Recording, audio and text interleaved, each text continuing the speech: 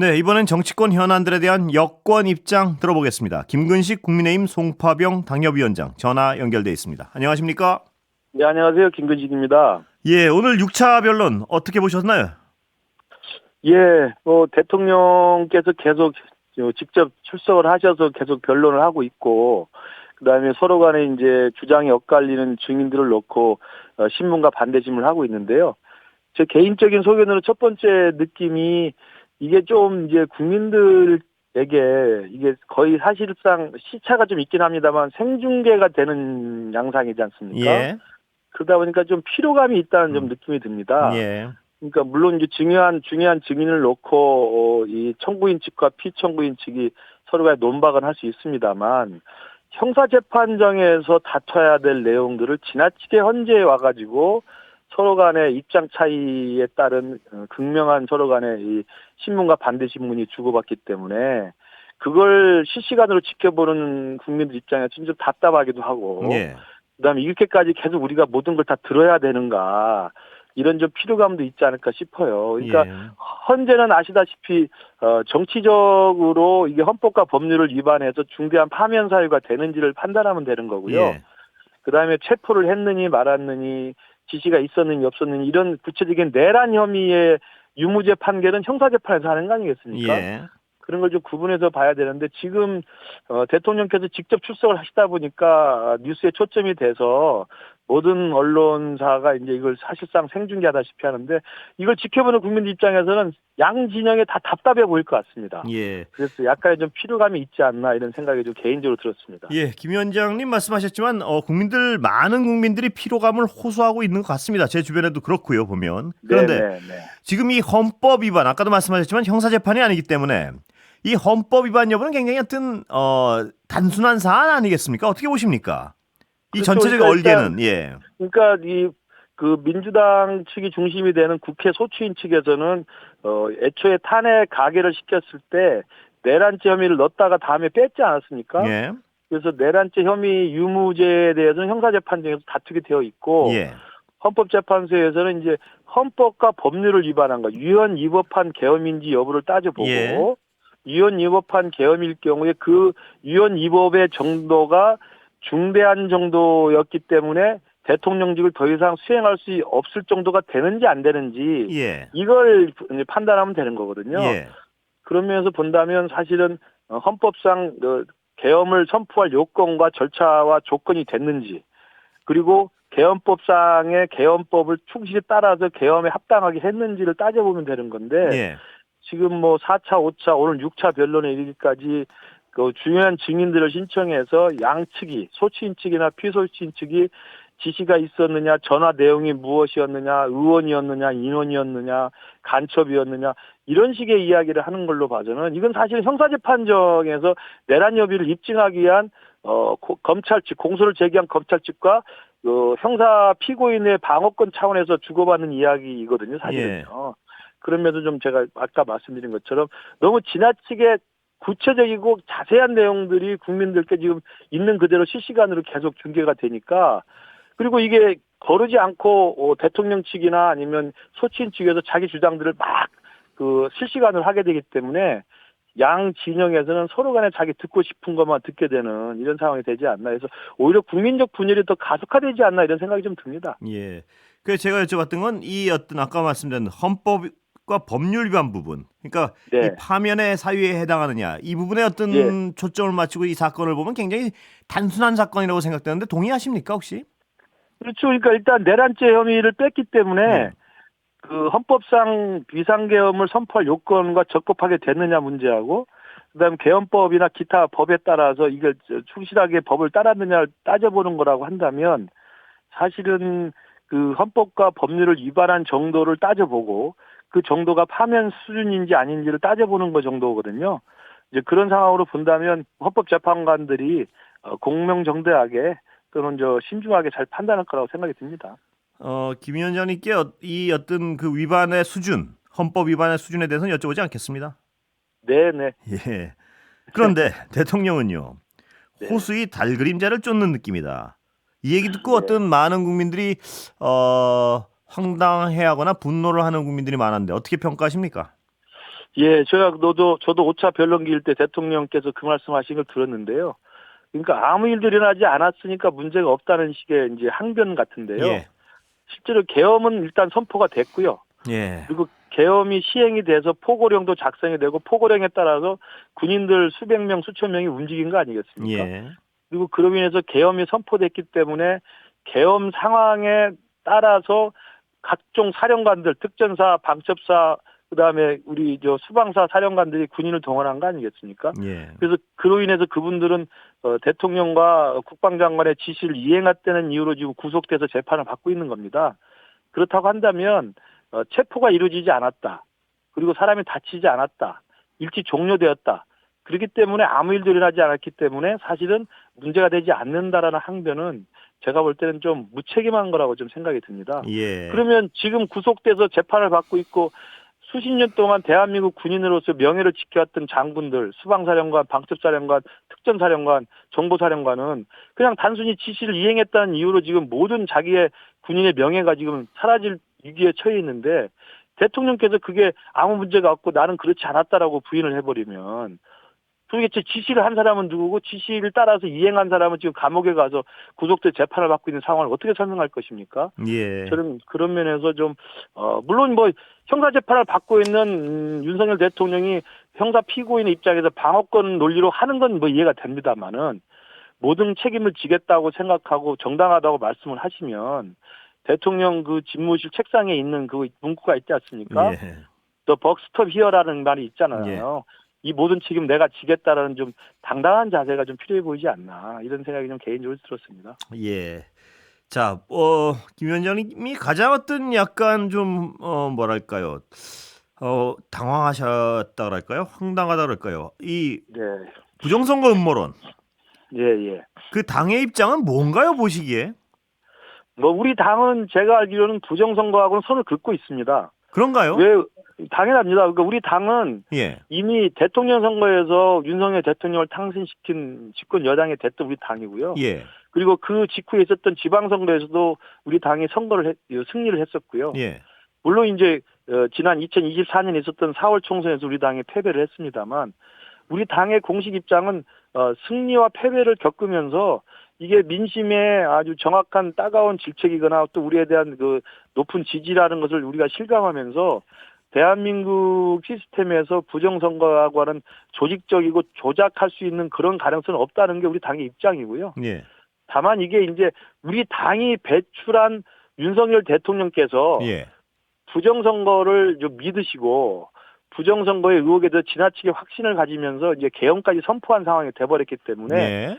우리 당 지도부로서는 굉장히 좀 난감한 처지가 돼버리는 것 그 같습니다. 난감함은 저희도 뭐 충분히 저도 이해를 하겠는데요. 그 난감함 때문인지 지금 오늘 뭐 권영세 대표는 사전 투표는 안 하는 방향 뭐 그런 건 말씀도 하시고 예? 검토해야겠다는. 그러니까 이 네. 발을 아니라고 부인을 하는 것이 아니고 예. 부인도 확인도 안 하면서 약간 뭐 문제가 있는 듯도 하고 없는 듯도 하고 굉장히 모호한 스탠스를 취하고 있단 말입니다. 이게 그건 예. 네.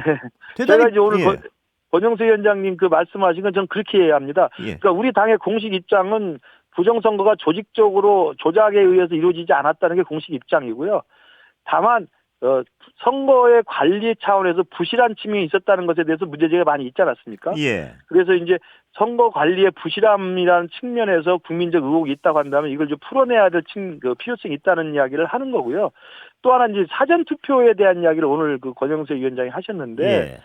저도 개인적으로 이제 사전 투표를 실제로 본 투표랑 나눠서 했던 걸 선거를 치러봤기 때문에 민주주의의 대의민주주의 원칙에 따르더라도 본 투표 날이 있고 본 투표 날보다 사실 5일 전에 치르는 게 사전 투표 날입니다. 예. 대개 선거가 있는 건 이제 주중에 수요일이고 그다음에 사전 투표는 그 전주 금요일 토요일 아닙니까? 그러면 실제 우리의 국민의 주권자를 대신할 수 있는 그 국회의원을 뽑는 선거 날보다 5일 전에 투표를 하는 것이 5일 후에 투표 민심과 똑같다는 보장은 없거든요. 예. 그런 의미에서 본다면 사전투표 날짜가 지나치게 본투표 날과 날짜상 괴리가 있기 때문에 이것을 과연 민주주의의 민심의 정확한 반영이라고 볼 수 있느냐는 근본적 문제제기가 있고요. 예. 저는 그렇기 때문에 과거에 87년 체제를 만들고 그 이후에 투표를 높이기 위해서 사전투표를 하는 것은 충분히 이해가 됩니다만 이제 지금 우리 국민의 수준에 따른다면 사전투표를 없애고 본투표 날을 이틀로 한다든지 이렇게 해서 민주적인 주권자들의 민심을 정확히 반영할 수 있는 시차가 없는 그런 제도를 다시 한번 모색하는 것도 필요하다고 생각을 합니다. 예. 다만 권영세 위원장이 그런 말씀하셨지만 지금 우리 대통령이 부정선거에 빠져서 계엄을 한 상황에서 우리 집권여당의 대표께서 지금 시기에 그 말씀하는 건 제가 볼 때 오해를 살 수 있지만 원론적 입장에서는 저는 개인적인 문제제기는 좀 타당하다고 생각합니다. 김 위원장께서도 지금 오해를 살 수 있다는 말씀을 하셨는데요. 이 일련의 과정을 지켜본 국민들은 아까 말씀하신 사전투표의 기능적 논란에 대해서 생각하는 것이 아니고요. 네. 부정투표 의혹을 계속해서 여당에서 제기하는 걸로 인식하는 분들이 많아요. 그런 상황에서 사전투표가 부정선거 가능성이 있기 때문에 검토해보겠다. 뭐 이런 의미의 어떤 맥락에서 이해하는 분들이 많은데 이런 오해를 의도한 거 아닌가요? 이 정도면? 아니, 그렇지는 않다고 봅니다. 예. 권영세 위원장이 오늘 그 말씀하신 건 제가 말씀드린 투표 당일날의 민심과 5일 전에 사전투표의 민심이 다를 수 있다고 하는 민주주의 대의 원칙에 따른 근본적인 문제제기를 하는 거고요. 근데 김 위원장님 말씀대로라면요. 네네. 이 여당에서 분명히 부정선거는 없다. 가능성도 네네. 없다. 이렇게 선언한 네. 걸 제가 못 들은 것 같아서 자꾸 여쭤봅니다. 그 비슷한 아니, 거꾸로의 아닙니다. 부분은 많이 말씀을 하시는 것 같은데. 예. 그렇지 않습니다. 지금 이제 아까 말씀드린 것처럼 우리 당이 좀 혼란스럽고 딜레마에 빠진 게 우리 당이 배출한 우리 당의 윤석열 대통령이 부정선거에 빠져 있기 때문에 이걸 비호하기도 엄호하기도 그렇다고 불리하기도 지금 난감한 처지였기 때문에 지금 그런 상황을 말씀드리고요. 예. 분명히 말씀드립니다만 우리 윤석열 대통령이 당선됐던 2022년 3월 대통령 선거 당시에도 대통령 후보였던 윤석열 후보도 그랬고 우리 당도 공식적으로 그래서요? 사전투표에 참여해달라고 이야기를 했고요. 예. 지난 4월 10일 선거에서도 한동훈 비대위원장이나 우리 당 지도부가 사전투표를 독려를 했었습니다. 예. 그러니까 전혀 그건 부정선거하고 우리 당하고는 선을 긋고 있다는 말씀을 공식적으로 분명히 말씀드립니다. 예. 아닌 것 예. 같아서요, 자꾸. 아닙니다. 아니, 제가 이렇게 분명히 말씀하시는 분은 몇 분 못 봤습니다.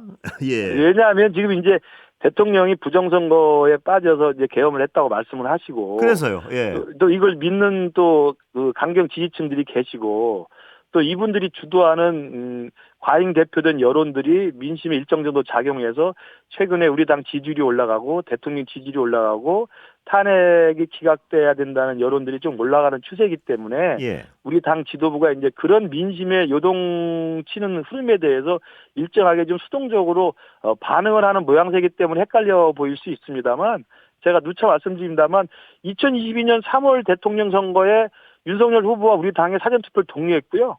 2024년 4월 10일 총선에 저도 출마를 했습니다만 사전투표를 공개적으로 공식적으로 저도 그랬고 당 지도부가 독려했습니다. 예. 전혀 부정선거에 대해서 우리 당은 선을 긋고 있다는 말씀을 분명히 드립니다. 김 위원장님은 3,286표 차로 탈락하셨죠. 예, 맞습니다. 전국 최소 표차 아닌가요, 거의? 거의 그렇다고 봐야 되겠죠. 예, 네. 부정선거를 주장하려면 김 위원장님이 주장하셔야 될 것 같은데요. 그러니까 사실 부정선거가 맞다면 제가 제일 억울해서 앞장서야 되는데 제가 현장에서 출마를 해서 또 선거운동을 했고 개표 상황을 다 봤고 개표가 어떻게 이루어져서 이게 TV에 어떻게 숫자로 가고 선관위 어떻게 전달이 돼서 최종 개표 결과가 나온 줄 다 지켜봤기 때문에 지금 일각에서 주장하는 뭐 사전투표 날 뭐 몇 장에 한 장씩 뭐 용지를 넣었다는 등 또 뭐 중국 요원 몇 명이 와서 뭐 해킹했다는 등 이런 식의 황당무계한 부정선거 주장은 우리 국민들이 상식적인 수준을 가진 분 입장에서는 납득이 안 될 거라고 분명히 보고요. 예. 다만 이제 이 부정선거를 믿고 싶은 분들은 어떤 분들이냐면 일부 부정선거를 계속 조장함으로써 경제적 수익을 올리고 싶어하는 유튜버들이 존재하고요. 예. 또 그들의 목소리를 들으면서 이 선거 결과를 믿고 싶지 않은 그러니까 우리 보수 지지층 중에서 이런 참담한 선거 결과를 믿고 싶지 않은 우리 지지자들이 그런 위안을 받고 자기 정당화를 하기 위해서 이게 잘못된 결과가 이 선거가 사실은 부정선거에 의해서 날조된 것인 거라고 한 믿고 싶은 새로운 사실들을 대안적으로 받아들이는 저는 그런 정치적 정당화의 기제로 저는 활용되고 있다고 생각을 해요. 예. 그래서 예. 저 이런 두 어떤 흐름들이 결합을 해서 부정선거라는 일종의 그 일각의 흐름이 있는 것이지 사실 다 뒤져보고 따져보면 조금만 상식만 있다고 한다면 그 믿을 사람은 저는 없다고 생각합니다. 선거를 뛰어본 분들은 이게 부정선거가 불가능하다는 걸 누구보다 잘 알고 계시지 않습니까? 김 위원장님을 비롯해서요. 그럼요, 당연합니다. 있을 수 그렇다면 없는 일이죠. 네. 여권 지지자들, 특히 극렬 지지자들을 선동하고 하는 사람들에 대해서 네. 국가를 혼란하게 하지 말아야 된다는 그런 입장이랄까, 단호한 입장을 좀 표명해야 되는 거 아닌가? 예를 들면 전한길 씨랄까요. 뭐 네. 굉장히 그분이 영향력이 없는 분이 아니잖아요. 수험생들, 공무원 준비생들을 몇십만 명을 가르치고 이런 사람이 공개적으로 말도 안 되는 얘기를 하고 있으면 여당 입장에서 국가의 네. 혼란을 증폭시키지 말고 선동하지 말라는 얘기를 분명히 해야지 그게 여당의 역할 아닌가요? 그러니까 부정선거와 관련돼서는 두 가지 층위가 지금 혼란스럽게 결합되어 있는데요. 예. 하나는 선관위에 대한 불신. 예.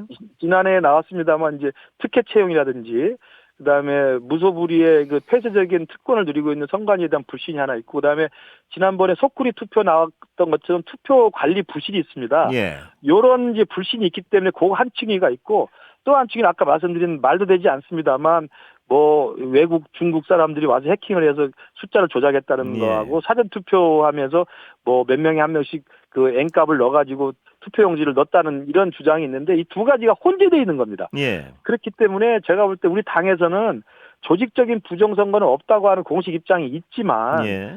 우리 당을 지지하는 분들 중에 일부가 선관위의 어떤 폐쇄적인 어떤 특권 문화라든지 아니면 선거관리 부실에 대한 의혹이 있기 때문에 이 부분을 또 무시할 수는 없거든요. 저는 이 두 부분에 대한 가르마를 타줘야 되는데, 아까 제가 말씀드린 것처럼 지금 우리 당이 좀 혼란스러운 게 대통령이 나서서 부정선거가 있다고 믿고 계시기 때문에 예. 그 대통령을 완전히 분리해내지 못하는 우리 당의 현실적 입장 속에서는 애매한 상황에 좀 처해 있다는 말씀을 저도 안타깝게 지켜보고 있습니다. 예. 지금 상황에선 조기 대선이 불가피한 상황으로 자꾸 한 발 한 발 더 가고 있는데요.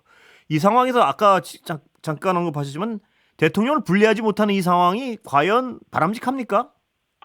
저도 그 부분은 좀 미리 준비를 해야 한다고 생각을 합니다. 예. 만약에 헌재에서 탄핵에 대한 결과가 나오면 인용이 될 경우에는 대선을 60일 이내에 치러야 되지 않겠습니까? 예. 그렇다고 한다면 우리 당에서도 대통령을 배출한 정도의 책임 있는 공당이라고 한다면 이재명 후보든 누구든 민주당과 싸워서 이길 수 있는 준비를 해야 되는데, 조기 대선이 없다, 그리고 탄핵은 인용되지 않을 것이라는 강력한 기대만 가지고 그 상황을 미리 준비하지 않는다면 저희로서 상당히 난감할 수밖에 없습니다. 예. 그래서 저는 미리 탄핵이 인용될 가능성까지를 대비해서 60일 이내에 치러질 조기 대선에서 민주당과 이재명 후보를 우리가 이길 수 있는 전략들을 고민해야 되고, 그 전략의 기본 원칙은 제가 누차 말씀드립니다만 윤석열 대통령이 사라졌기 때문에 예.